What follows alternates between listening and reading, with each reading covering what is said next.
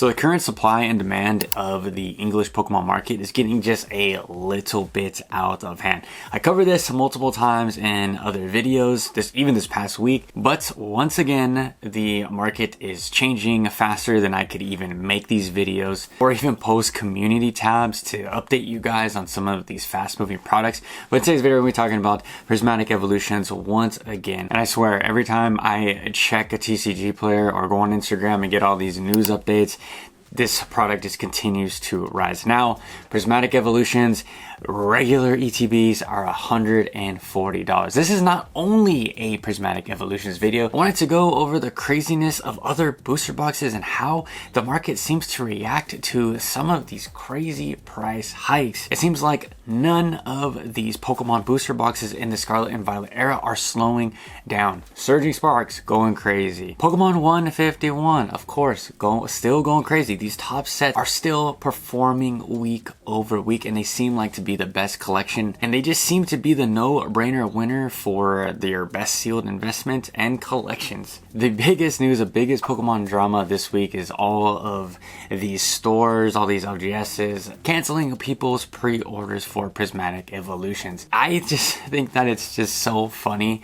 and that people are just leaving some of these online stores just crazy bad reviews for canceling the orders when LGSs and online card shops are just barely struggling to make ends meet, or canceling orders because they are seeing what the market is doing, the secondary market, and these ETBs are going for 3-4 times the value. So I get it on both ends. I do understand why it is pissing a lot of people off because they put in these pre-orders thinking they're going to get it.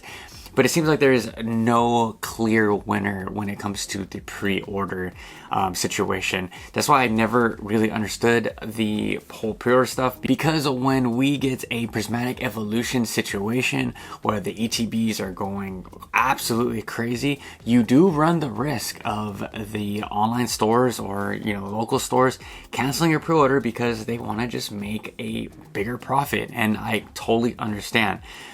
But at the same time, I don't understand. But at the same time, I think that they should take all this, all this early allocation money and of product that they just don't have. Just never really made sense to me. My pre-orders have been canceled more times to count, and it's just a part of the game. If the buyers decides that the product isn't as cool or isn't as valuable as what they thought they were, they just cancel it. So then the stores lose out. And then if the stores see that the product is going 4x what they're selling it at online, then they cancel, and then you just have pissed off customers. It's a nasty little dance, and I just really don't understand why the stores even offer that. It's just product that they don't even have yet. Most stores will get a potential of what they're getting. Let's say a small store in Ohio gets normally 400 ETBs or 500 ETBs, right? Well, they try to go put in a order for Prismatic evolutions for the distributor, and they only get 100 when they put online that order or pre-orders were up, and they sell out of all the 500 that they thought they had.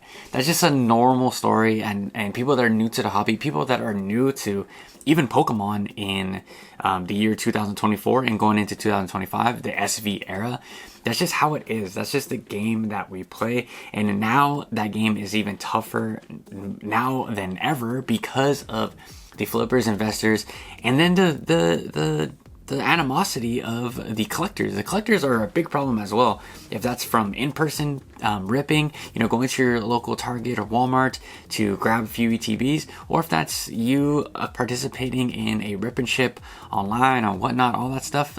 It's just a giant mess overall with way too much demand and just not enough product. It seems like the market right now absolutely needs Prismatic evolutions. They are like walking through a desert without water. It is a must. It is something that they have to have from week one. I just personally don't understand this mindset. Things are going to be okay 30, 60, and even 90 days down the line, everyone's going to get to open this set. Will these sealed products go back down to MSRP even if Pokemon does a giant restock, reprint, whatever you want to call it? Maybe we might see that. But right now, if you can get a ETB for $100 or MSRP, that is MSRP right now is an absolute deal. $100 is where I see these Elite Trainer boxes sitting at for the rest of their lives. And Rudy from Alpha Investments, one of the top dogs in the whole investment spaces, he was saying, buy these Elite Trainer boxes at $100. If they go up to $200, which they might within the first week, and they see that $200 price point, let's just say, worst case scenario, Pokemon does a giant reprint. What are they gonna drop down? 50%? Goes back down to $100. You bought it in at $100. You know it's gonna go and reach its all-time high eventually. It's just an easy dub. Maybe you somehow get lucky, buy a few at MSRP, sell them at the 2-3x profit, walk away clean, know that the reprint's gonna come, and then you buy back in. That is always one of the best strategies to hop in, especially if you're investing. If you're collecting, I understand you guys just want to get in, rip packs at the cheapest price possible, which for you guys, for all the collectors out there, you guys want to open Prismatic Evolutions, the Journey Together set, all that stuff upcoming, the Team Rocket set.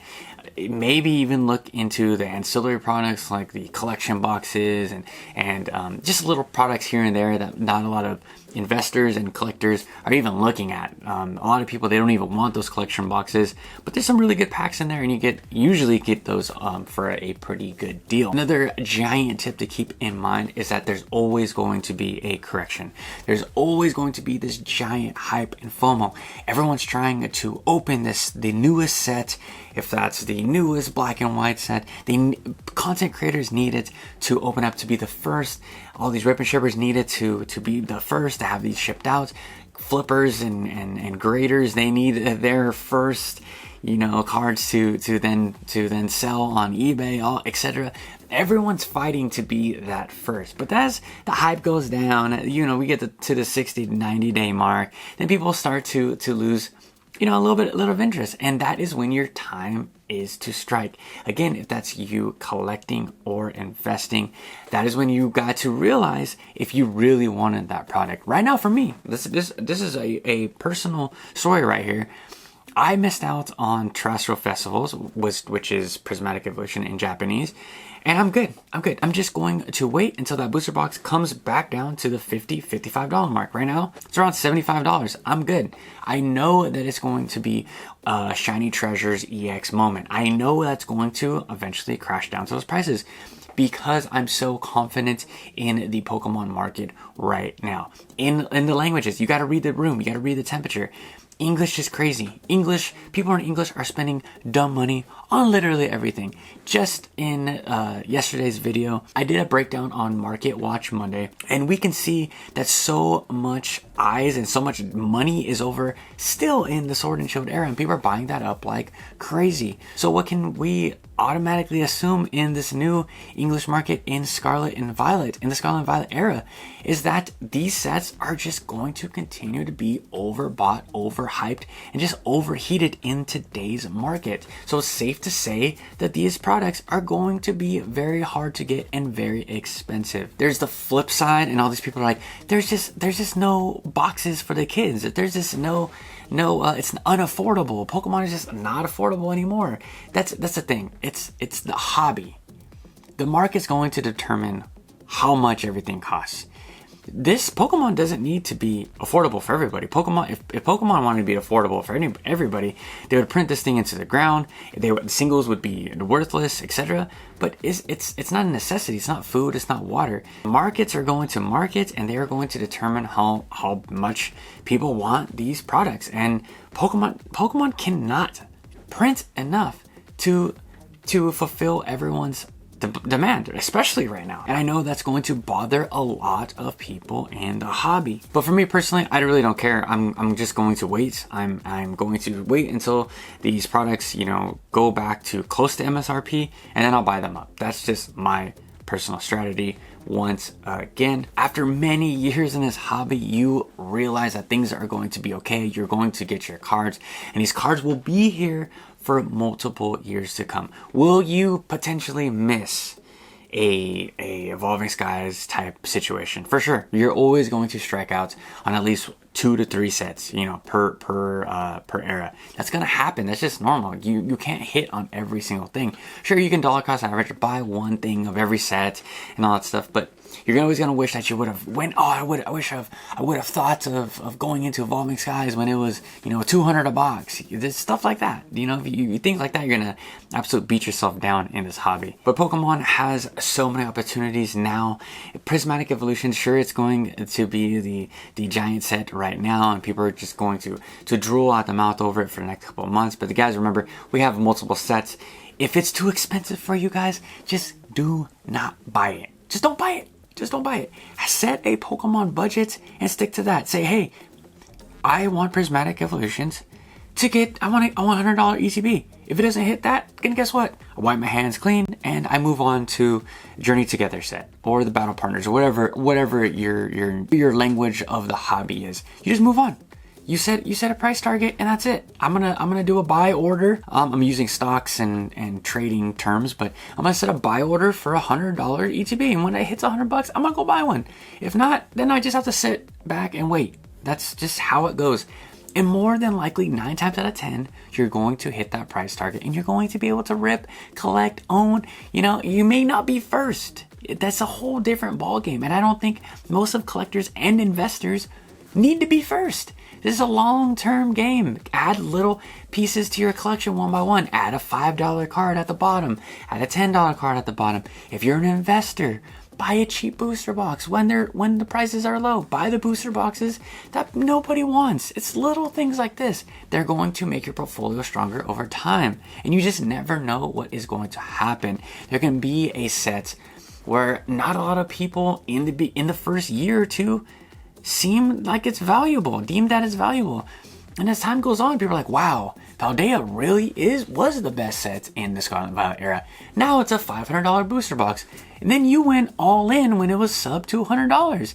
Now you have a $2,000, $5,000 portfolio that you can now dish out to build up for the next sets or the next era, or just flip and trade for your personal collection. There's so many ways to do this. I swear the hobby and the community just overthinks everything. You guys have so much FOMO and react so emotionally over shiny cardboard that has done the same thing year over year. It's just a so predictable market. Guys, remember, I have not been here for over a decade. I've been here in 6 years, really die hard in the hobby, and it's too easy. It's too easy to know what set to invest in that's gonna go, you know, that's gonna do big numbers. It's too easy to know what singles are going to not perform. It's too easy. I think a lot of collectors and investors second guess themselves, and that's just a recipe for disaster. So we are right around the corner for the year 2025, and I just hope that you guys can take something away from videos like this